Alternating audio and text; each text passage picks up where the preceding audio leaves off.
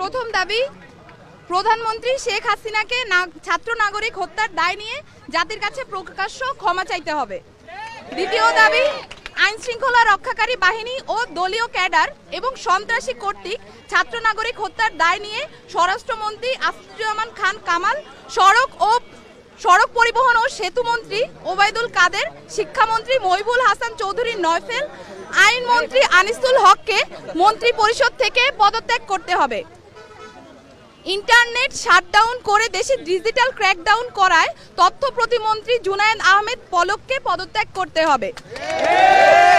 আন্তর্জাতিক মিডিয়ায় শহীদ শিক্ষার্থী এবং আন্দোলনরত শিক্ষার্থীদেরকে ড্রাগ অ্যাডিক্ট বলে কুরুচিপূর্ণ ও মিথ্যা বক্তব্য দিয়ে এবং আন্দোলনকে ভিন্ন খাতে প্রবাহিত করার চেষ্টা করায় তথ্য প্রতিমন্ত্রী মোহাম্মদ এ আরাফাতকে পদত্যাগ করতে হবে। ঢাকা দাবি নাম্বার 3।